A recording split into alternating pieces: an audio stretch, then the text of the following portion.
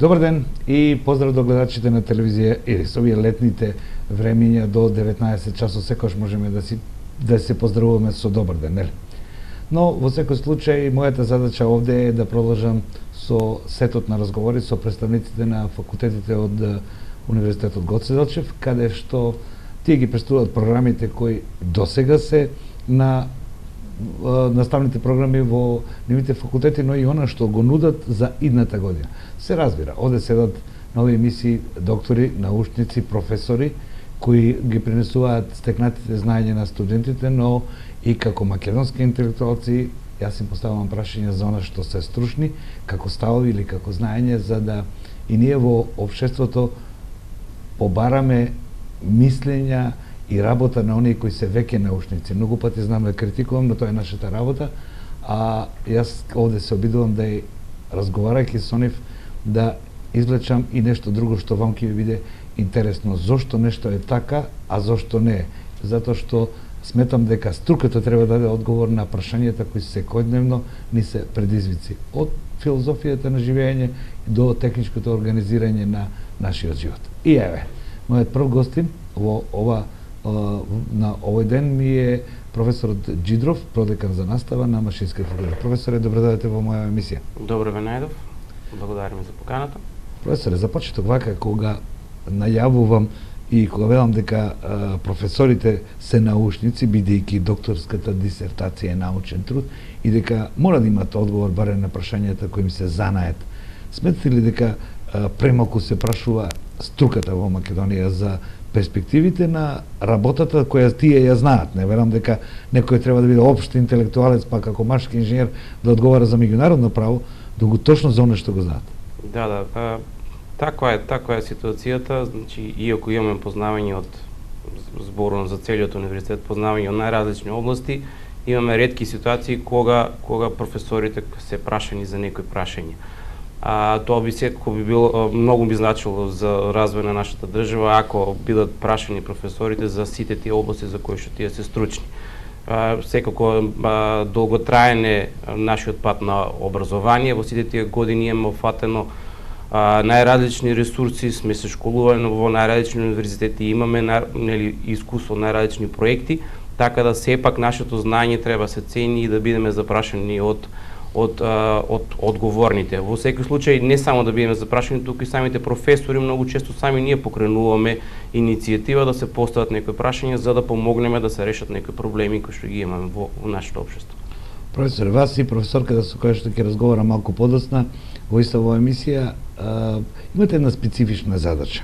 Она што е предизвик на времето денес е завршување или почетокот на реиндустриализација на државите кои вршеа индустриализација, ние по-старите го знаеме тоа, сте повозрастните од 45-та па се до 90-та, па еден процес на либерална деиндустриализација доведе до губење на многу работни места, чекорот технолошки се загуби така натаму. Ви сте пред еден предизвик за реиндустриализација на Македонија, но на многу повисоко техничко ниво.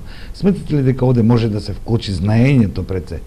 Видите, сепак нашата индустрија има некоја основа и од претходната држава како што функционирала, така да таа основа е добра, имаме добри инженери кои што дел се уште работат, дел се вклучени во образовниот процес, вика нас на Машински факултет.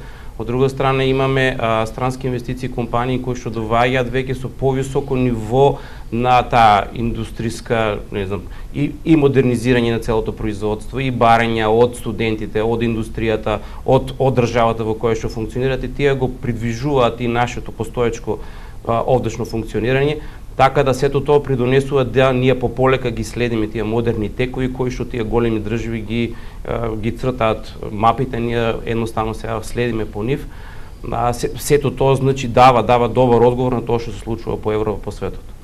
Професоре, а студентите колку заинтересираност имаше ваш педагошки впечаток, една цела генерација заврши, колку нивната упорност, бидејќи машинството, науката која вие ја презентирате бара многу труд, не само техничко знаење, тука е поврзано со нешто што на македонски се нарекува трапеливост, истрајност и така натаму. Колку е младите генерации го има тоа? Секој студент е различен, сега можеме да кажеме дека нели си зависи од секоја индивидуа, сепак машински факултет ги поттикнува, значи нивните знаења, ги мотивира, се трпеливи студентите, значи се сконцентрираат на некои области, учат, се наобразуваат, специализираат за конкретните области, така да се трпеливи во тоа што го прават и во тоа што го дознават на машински факултет, понатаму останало на нив, значи да бидат да сакаат да дознаат нови области, да се дообразуваат, затоа што со завршување на машински факултет не завршува образованието, треба да продолжат самите да инвестираат во самите себе. Пак ќе ги спомнам тие големи компании кои што доаѓаат кај нас, тие представуваат некој предизвик, па така и на машински факултет ако имаме дефинирано студиски програми кои што фаќаат голем дел од машинството и дава добра основа, сепак се остава на нивната упорност да дознаат многу повеќе за да бидат спремни кога ќе излезат пред тие нови компании за да се продадат самите себе. Така вообичаено наше мислење е дека техничките науки не бараат некаква креативност премногу, но современите покажуваат дека креативноста е неограничена посебно во техничките науки. Не се бара, ја можам да кажам, значи сите тие пристапи, они кои што ги гледаат према модерните проблеми бараат познавање од многу различни области.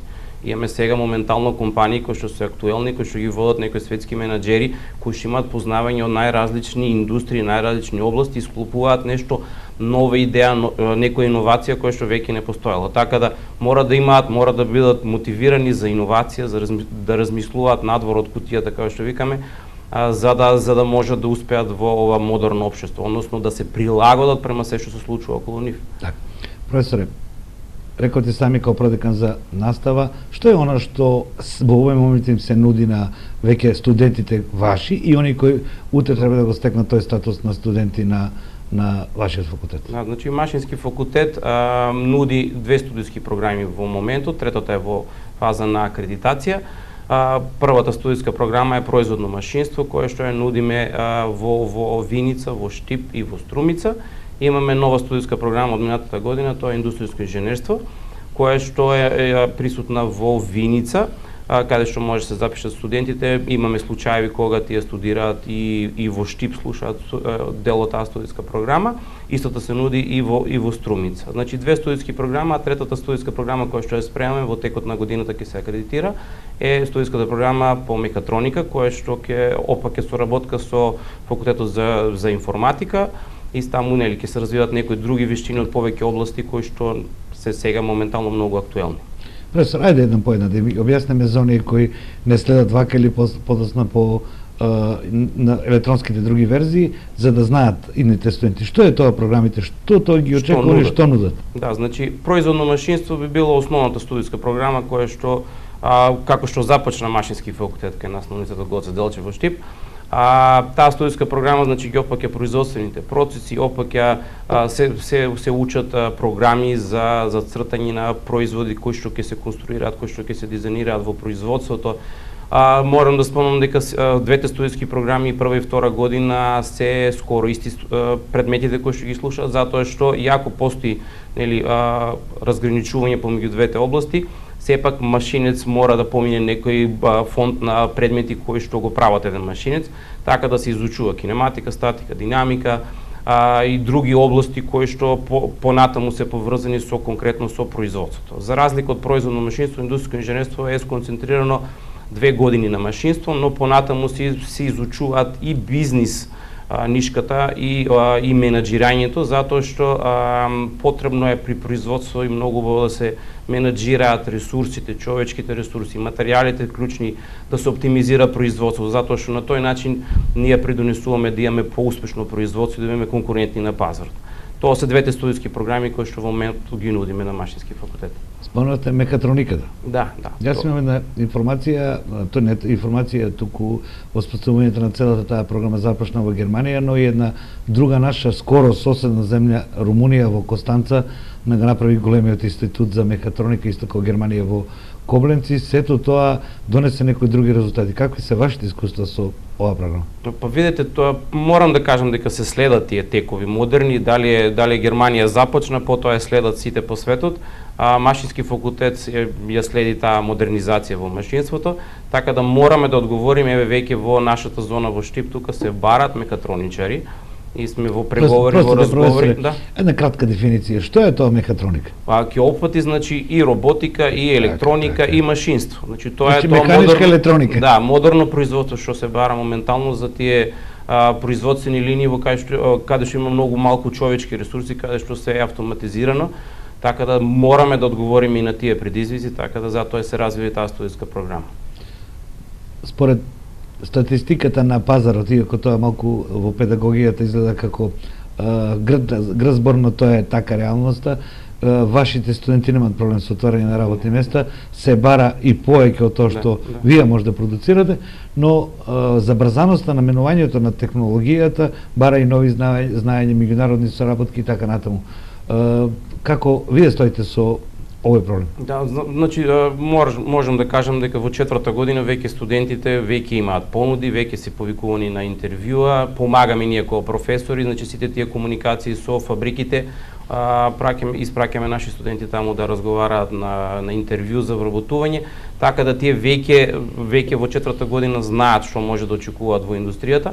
Од друга страна, постои комуникација со различни универзитети во кои што потпишуваме договори за соработки, но не остануваат само на потпишан договор на соработка, туку веќе се размислуваат наредни чекори во тие соработки. Потпишан беше договор за соработка, веќе наредна година ни доаѓаат 4 студенти од Шпанија да студираат на машински факултет преку Еразмус програмата, потоа имаме соработка со Универзитетот Косово, исто имаат и таму техничка насока машинство, сега тоа нешто што е актуелно што се случува, потоа со Универзитетот Букуреш, континуирано нон-стоп се потпишуваат некои такви договори кои што возможуваат да се работи и на европски проекти и нешто локално да се развиваат можности за наука преку заеднички конференции кои што ќе се организираат, значи едноставно тоа го сметам како дел од нашата работа и соработката е секојдневна, значи се комуницира.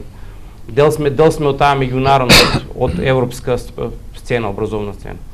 Професоре, она што е важно, развојот на универзитетите во светот, јас ги гледав и бројот на вработени на реномираните машински факултети, барем на Балканот, се движат од 150 до 240, во зависи од економската моќ на државата која ги поддржува, нели, во целиот образовен процес.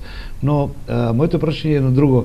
Сметате ли дека пред се како доктор на науки, како педагог сега, дека иднината на универзитетите, на факултетите, отварањето на истражувачки центри, на повисоки образовни системи, не само да се дадат магистратури, туку да биде тоа истражувачки центри, лаборатории, колку технички е можно на факултетот кај што вие држите прави? Значи, тоа е потребно, тоа мора да почне така да функционира наше образование, нашето функционирање, затоа што тие институти ќе покренат и подобри истражувања и од магистранти, и докторанти, па и самите професори, да не ги исклучим и прв цикл студенти, затоа што тие ќе видат како се работат на некои големи истражувања.